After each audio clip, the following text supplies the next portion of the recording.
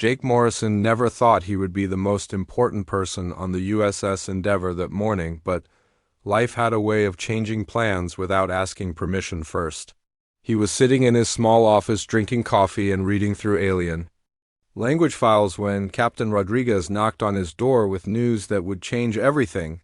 The original diplomat, who was supposed to handle the first contact with the Colossian Empire, had fallen sick with space flu, and Jake was now the only person on the ship who could speak their language well enough to avoid starting a war by accident.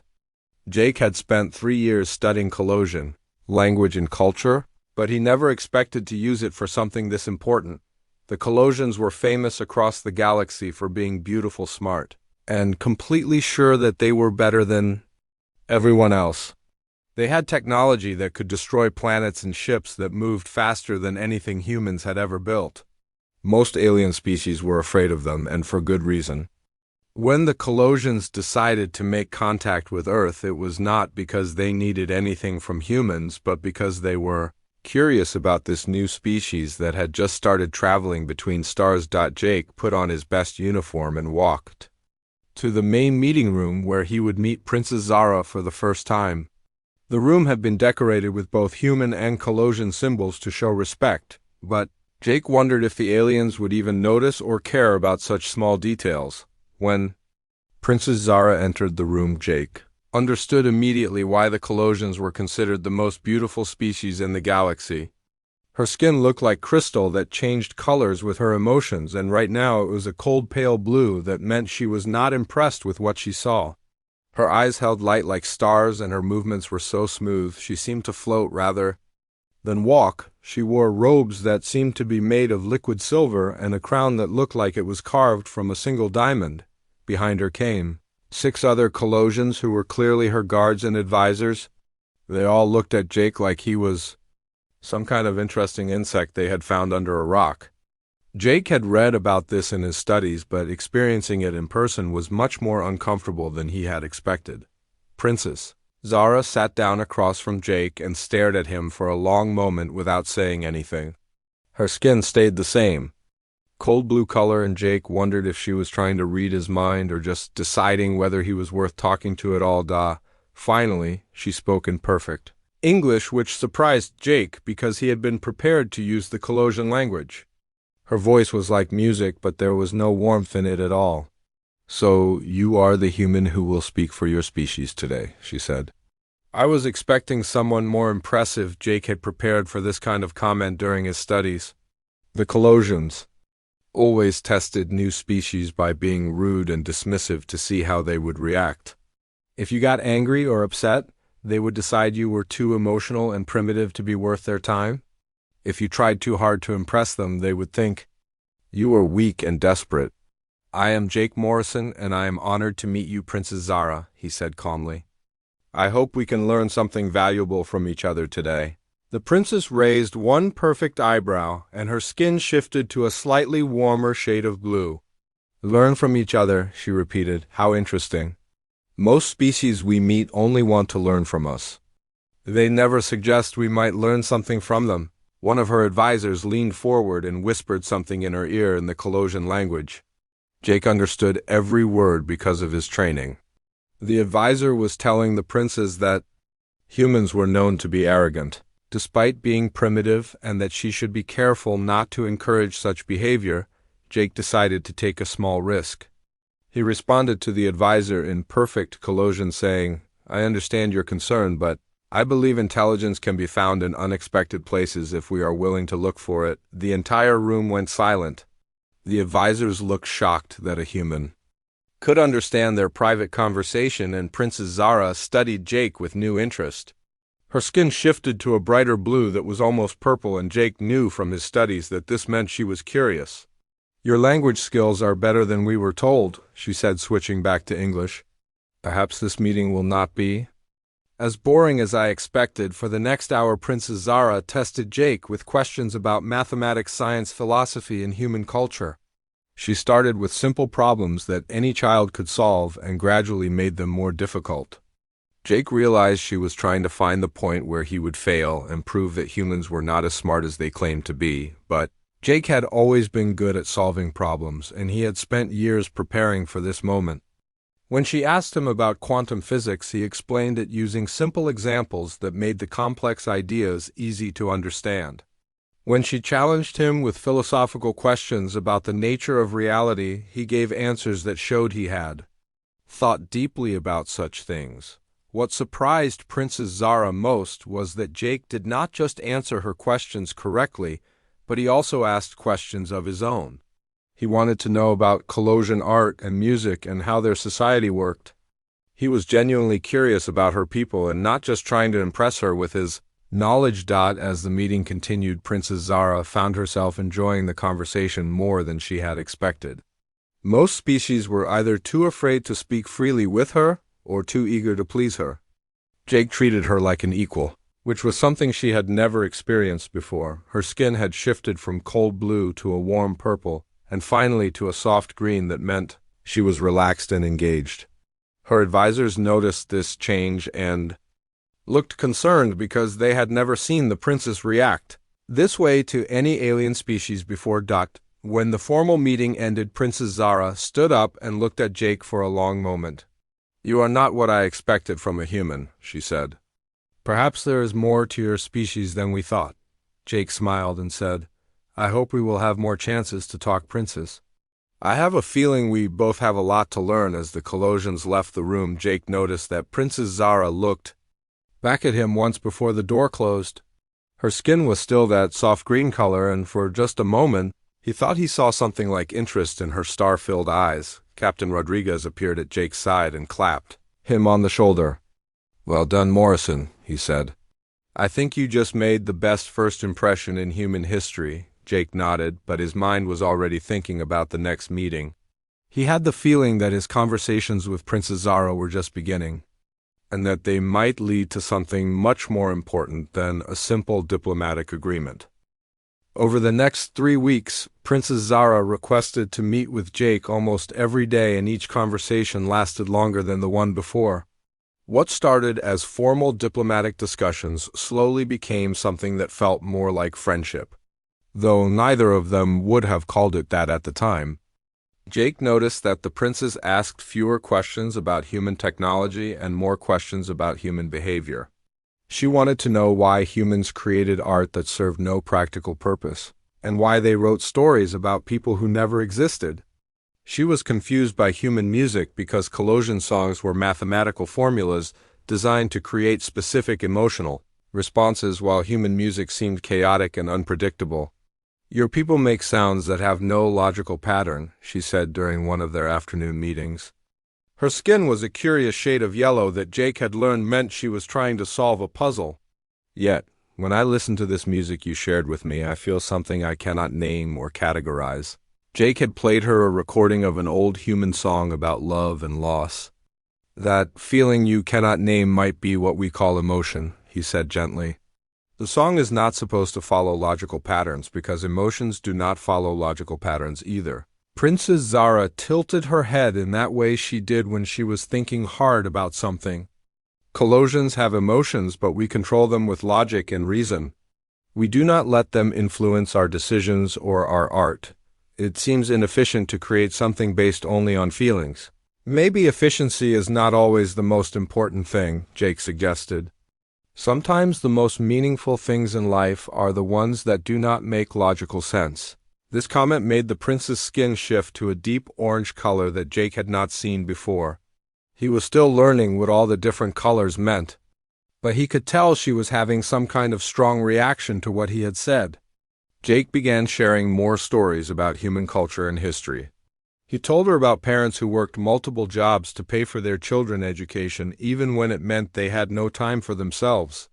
He described communities that rebuilt their homes after natural disasters instead of just moving somewhere safer. He explained how humans often chose to help strangers even when there was no benefit to themselves. "These behaviors make no sense from a survival perspective," Princess Zara said, but her skin had shifted to a soft pink color that Jake was beginning to associate with fascination. "Why would your people sacrifice their own comfort and safety for others who cannot help them in return?" "Because we love them," Jake said simply. Love makes people do things that do not make logical sense but feel right anyway. The word love seemed to have a strange effect on Princess Zara. Her skin cycled through several colors quickly before settling on a warm gold that Jake had never seen before. She was quiet for a long time, and Jake wondered if he had said something wrong. "Tell me more about this love," she said finally. "In Colossian society, we choose mates based on genetic compatibility and social status. We form partnerships that benefit both parties and produce strong offspring. But you speak of love as if it is something different." Jake thought carefully about how to explain something so basic to human experience that most people never had to put it into words. "Love is when you care more about someone else's happiness than your own," he said. "It is when you want to spend time with someone not because they can help you, but because they make you feel complete. It is choosing to stay with someone even when it is difficult because you cannot imagine your life without them." Princess Zara stared at him with those star-filled eyes, and her skin continued to glow that warm gold color. "You speak of love as if it is a choice rather than just an emotion." "It is both," Jake replied. "The feeling might start on its own, but real love is choosing to keep caring about someone day after day even when the first excitement fades. It is work, but it is the kind of work that makes you happy to do it." The princess was quiet again, and Jake noticed that her usual perfect posture had relaxed. She was leaning forward slightly as if she wanted to be closer to what he was saying. Her advisors, who usually stayed in the room during their meetings, had been dismissed more and more often as the weeks went by, and today they were alone. "Do you love someone, Jake Morrison?" she asked suddenly, and her skin flickered between gold and a deep red color that Jake had never seen on any Colossian before. The question caught Jake off guard because it was so personal and direct. Princess Zara had always been formal and proper in their conversations, even as they had become more friendly. This felt different, somehow more intimate and dangerous. "I have loved people in the past," he said honestly, "but no one currently." The life of a deep space communications officer does not leave much time for relationships. "That seems like a waste," she said, and her skin settled into that deep red color. "If love is as important to humans as you suggest, then you should not be alone." Something in the way she said it made Jake look at her more carefully. The red color in her skin was unlike anything he had seen before, and there was something in her expression that seemed almost vulnerable. For a moment she did not look like a princess from an advanced alien civilization, but just like someone who was lonely and trying to understand something important. "What about you, princess?" Jake asked carefully. "Do Colossians experience anything like love?" Her skin immediately shifted back to a cooler blue, and Jake realized he had touched on something sensitive. "Colossians do not allow emotions to control our decisions," she said, but her voice sounded less certain than usual. "We are taught from childhood that feelings are weakness that must be overcome through logic and discipline." "But do you ever wonder what it would be like," Jake pressed gently, "to care about someone so much that their happiness mattered more than your own comfort?" Princess Zara stood up abruptly and walked to the large window that looked out at the stars. Her skin was cycling through colors so quickly that Jake could barely keep track of them. Blue to gold to red to purple to green and back again, like she was experiencing every emotion at once and could not decide which one to feel. "Sometimes," she said so quietly that Jake almost could not hear her, "I watch other species and wonder why they seem so content despite having less technology and shorter lives than we do. I wonder if there is something we have lost in our pursuit of perfection and logic." Jake joined her at the window but kept a respectful distance. "Maybe perfection is not about having the best technology or living the longest life," he suggested.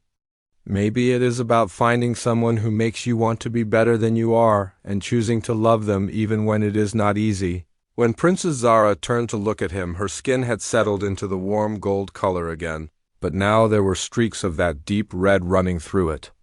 "You make it sound so simple," she said. "But how do you know if what you feel is real love or just attraction or curiosity?" "I think you know," Jake said, meeting her eyes.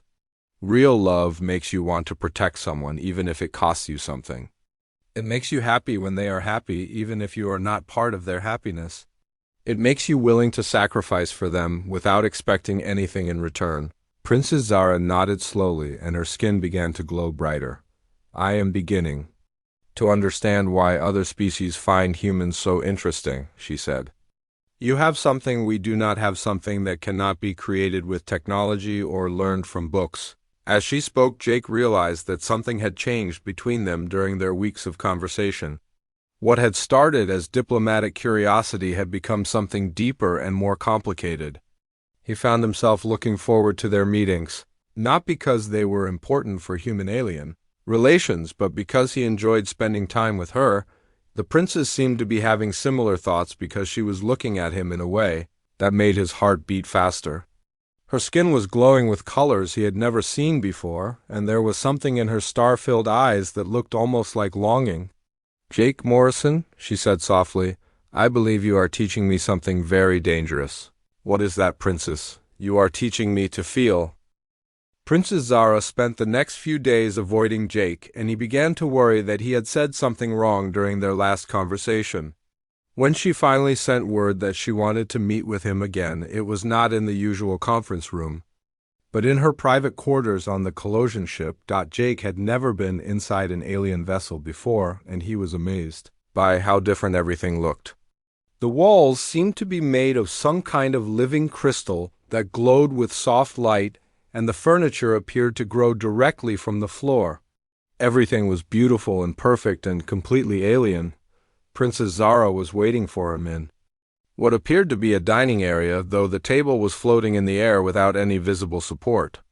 She had prepared food from both their cultures, and Jake was touched by the effort she had made to make him feel welcome. Thank you for coming, Jake Morrison, she said as he sat down across from her. Her skin was a neutral pale blue, but Jake could see flickers of other colors beneath the surface, like she was trying to control emotions that wanted to break free. Thank you for inviting me, princess, he replied. Your ship is incredible. I have never seen anything like it. It is built using technologies your species will not discover for many centuries, she said, but there was no arrogance in her voice like there had been during their first meeting. Yet sitting here with you, I find myself thinking that all our advanced technology cannot create the one thing that seems to matter most. Jake waited for her to continue while trying some of the alien food, which tasted better than he had expected. Princess Zara seemed to be struggling with something, and he did not want to push her to speak before she was ready. I have been thinking about our conversations, she said finally. About love and choice and what it means to care more about someone else's happiness than your own. I have been trying to understand why these ideas affect me so strongly when I was taught they were signs of weakness and primitive thinking. Her skin began to shift toward that warm gold color Jake had come to recognize as her curiosity and fascination. I realized that I have never experienced anything like what you describe as love. Collisions are matched with compatible partners by computers that analyze our genetics and social status. We do not choose who we will spend our lives with, and we do not expect to feel strong emotions about them. That sounds lonely, Jake said gently. I thought it was efficient, she replied. But now I wonder if efficiency is worth the cost. When I listen to you talk about love, I feel something I have never felt before. It is like hunger, but not for food. It is like thirst, but not for water. It is a longing for something I cannot name or describe. Jake felt his heart start beating faster because he was beginning to understand where this conversation might be leading. Princess Zara was looking at him with an intensity that made it hard to breathe, and her skin was beginning to glow brighter. I have been analyzing my reactions to you, she continued. The way my skin changes colors when you speak. The way I look forward to our meetings more than anything else in my day. The way I feel empty and restless when we are apart. By all logical measures, these responses make no sense. She paused and took a deep breath before continuing. You are from the species my people consider primitive. You have no royal blood or advanced technology or genetic advantages that would make you a suitable partner for a Colosian princess. Logic tells me I should feel nothing for you except perhaps mild curiosity about your culture. Jake wanted to say something, but he could tell she was not finished, and he did not want to interrupt. What seemed to be a very important moment for her. But logic seems to have very little influence over what I actually feel, she said, and her skin began cycling through colors again. When I am with you, I feel more alive than I have ever felt before. When you smile at me, I experience something that can only be described as joy. When you talk about love and sacrifice and choosing to care for someone, I find myself wishing I could experience such things myself. Princess Zara stood up and began pacing around the room like she was too restless to sit still. Her skin was now glowing so brightly that it cast colored light on the crystal walls. I have consulted our most advanced computers and read every scientific paper about interspecies relationships, she said. I have analyzed my brain chemistry and hormone levels and studied the psychological profiles of every alien species that has ever reported feeling emotions similar to what humans call love. She stopped pacing and turned to face Jake directly. Her star-filled eyes seemed to be looking right into his soul, and her skin had settled into that deep red color he had only seen once before. The conclusion is obvious even though it contradicts everything I was taught about Colossian superiority and the importance of logical thinking, she said.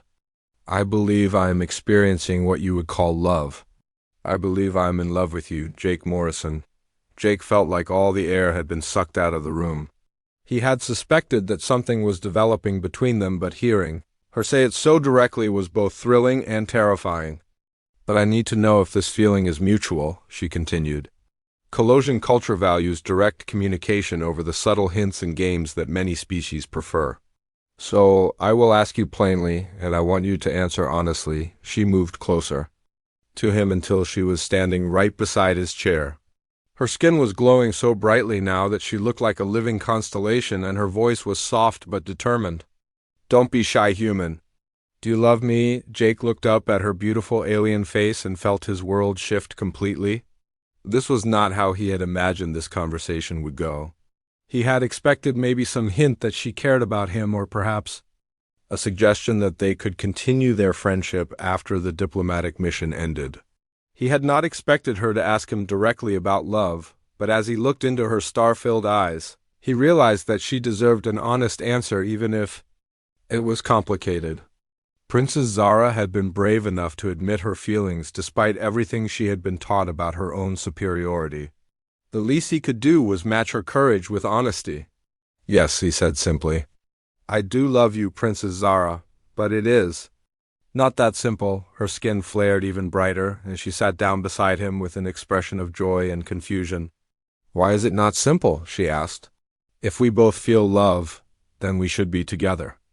That is how it works in every human story you have shared with me. Jake took her hands in his and was amazed by how warm they were despite looking like crystal. Because love is not just about feelings, he said gently. Real love means wanting what is best for the person you care about, even if it is not what you want for yourself. Princess Zara frowned and her skin shifted to a puzzled purple color. I do not understand. You are the princess of the most powerful empire in the galaxy, Jake explained. You have responsibilities to your people and a future that was planned before you were born. I am just a communications officer from a species that has barely started exploring space. If you chose to be with me, you would have to give up everything that makes you who you are. But if you love me, why would you not want me to make that choice? She asked, and her skin was cycling through colors again. Jake smiled sadly and squeezed her hands gently. Because I love you enough to want you to be happy, even if it means you cannot be with me. I would rather know that you are living the life you were meant to live than have you sacrifice everything for me and spend the rest of your life wondering what you gave up. Princess Zara stared at him in complete shock. Her skin went through more color changes than Jake had ever seen before, and he could tell that his answer was not what she had expected at all. You would choose my happiness over your own? She said slowly, like she was trying to understand a completely foreign concept. That is what love means, Jake replied. At least the kind of love that lasts. Princess Zara pulled her hands away from his and stood up abruptly. Her skin was now cycling so fast through colors that it was almost painful to look at, and Jake could see that she was struggling with emotions she had never experienced before. I need time to think about this, she said in a voice that sounded strained and uncertain. Your answer is not what I expected, and I do not know how to process it, of course, Princess, Jake said, standing up as well. Take all the time you need. As he moved toward the door, she called his name, and he turned back to look at her. She was standing in the middle of the room, glowing like a living star, and there were tears in her star-filled eyes.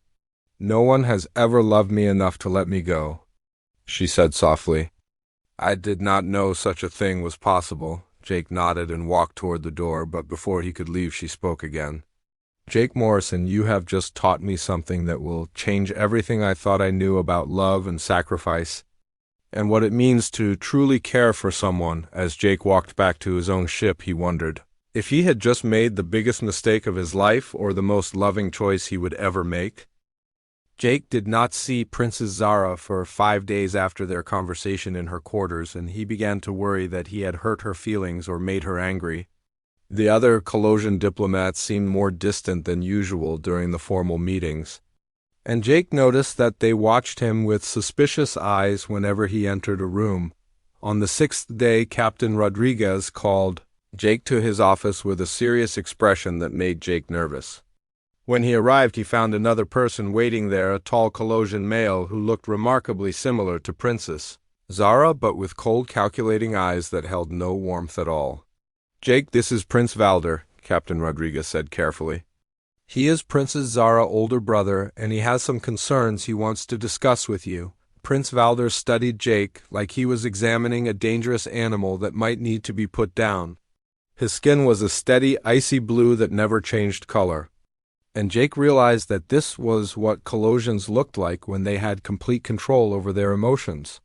Communications Officer Morrison, Prince Valder said in perfect English that sounded like winter wind. I have come to investigate reports that my sister has been behaving strangely since arriving at this diplomatic mission. I am told that you have been spending considerable time with her. Jake felt a chill run down his spine because he could tell that this conversation was not going to go well. Princess Zara and I have had many discussions about human and Colossian culture, he said carefully. She has been very interested in learning about our people. Yes, so I have heard, Prince Valder replied. I have also heard that these cultural discussions have had an unusual effect on her emotional stability. My sister has always been the most logical and disciplined member of our royal family. Yet witnesses report that her skin has been displaying colors and patterns that suggest she is experiencing uncontrolled emotional responses. Captain Rodriguez looked confused because he did not understand the significance of Colossian skin color changes, but Jake knew exactly what Prince Valder was talking about and why he was concerned. Your Highness, I can assure you that all my conversations with Princess Zara have been appropriate and professional. Jake said, though he knew it was not entirely true. Prince Valder smiled, but it was not a pleasant expression. Officer Morrison, I think we both know that is not accurate. My sister has been contaminated by exposure to human emotional thinking, and you are the source of that contamination. The word contaminated made Jake angry, but he tried to stay calm.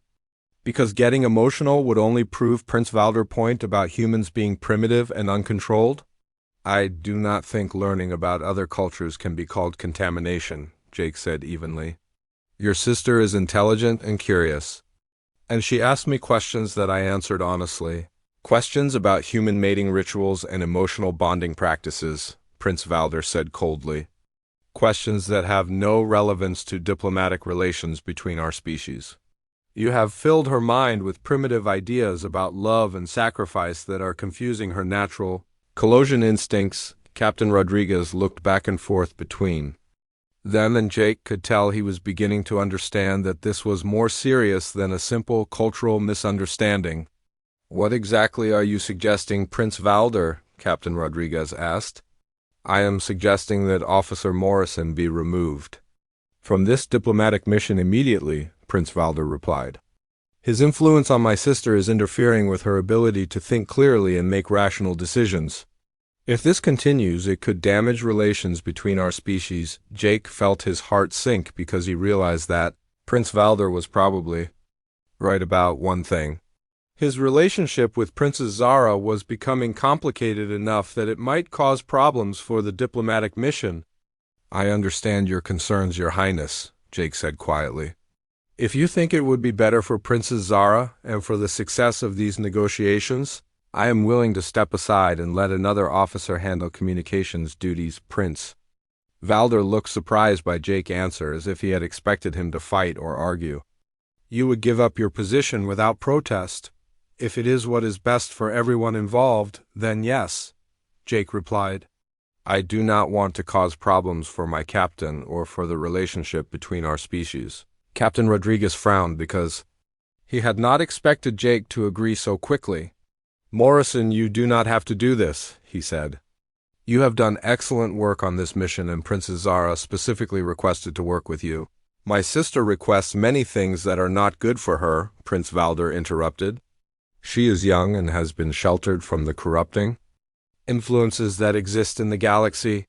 She does not yet understand how dangerous human emotional thinking can be to a properly trained Colossian mind. Jake realized that Prince Valder saw him as some kind of threat, not just to Princess Zara, but to Colossian society itself. The idea that humans might have something valuable to offer emotionally was apparently so dangerous that it needed to be stopped before it could spread. I will prepare my replacement immediately, Jake said, standing up. Is there anything specific? I should tell Princess Zara about why I am leaving. You will have no further contact with my sister, Prince Valder said firmly. I will explain to her that you have been reassigned to other duties and that her education about human culture is complete. As Jake walked back to his quarters to pack his belongings, he felt like his heart was breaking. He had known that his relationship with Princess Zara was impossible, but he had hoped they would have more time together before reality forced them apart. What made it worse was that he knew he was doing the right thing by not fighting Prince Valder. Decision. Princess Zara had a responsibility to her people and her empire. That was more important than her feelings for a human communications officer. By stepping aside quietly, he was protecting her from having to choose between duty and desire, but knowing it was the right choice did not make it hurt any less. Jake was almost finished packing when he heard a commotion in the hallway outside his quarters. Someone was arguing loudly in the Colossian language, and Jake recognized Princess Zara's voice, even though he had never heard her sound so angry before. The door to his room opened without warning, and Princess Zara stormed and followed by two of her guards who looked embarrassed and apologetic. Her skin was cycling through colors so rapidly that she looked like a living rainbow, and her star-filled eyes were blazing with fury. Is it true? She demanded. Are you leaving the diplomatic mission because my brother ordered you to? Jake set down the shirt he had been folding and turned to face her. Even angry and upset, she was the most beautiful being he had ever seen, and his heart ached, knowing this might be the last time he would be alone with her. Yes, Princess, he said calmly. Prince Valder believes it would be better for everyone if I were reassigned to other duties, and you agreed to this without even talking to me, she said, and her skin flared bright red with anger. You decided to leave without giving me a chance to have any input in the decision. I thought it was what you would want, Jake said gently. Your brother is right that our friendship has become complicated, and that it might interfere with your duties as a princess. Princess Zara stared at him for a long moment, and her skin gradually shifted from angry red to the soft gold color that meant she was thinking deeply about something. Jake Morrison, she said finally, do you remember what you told me about love, meaning that you want someone to be happy, even if it means sacrificing your own desires? Yes, Princess. And do you remember how you said that real love means choosing someone happiness over your own comfort? Jake nodded, wondering where she was going with this. Princess Zara smiled, and her skin began to glow with a warm light that filled the entire room. Then you will understand why I have decided that your sacrifice is not necessary, and why I'm about to make a choice that will shock both of our species. Before Jake could ask what she meant, Princess Zara turned to her guards and spoke to them in rapid Colossian. They both looked shocked by whatever she had said, but they bowed respectfully and left the room. What did you tell them? Jake asked. I told them to inform both diplomatic teams that I have an announcement to make, she said.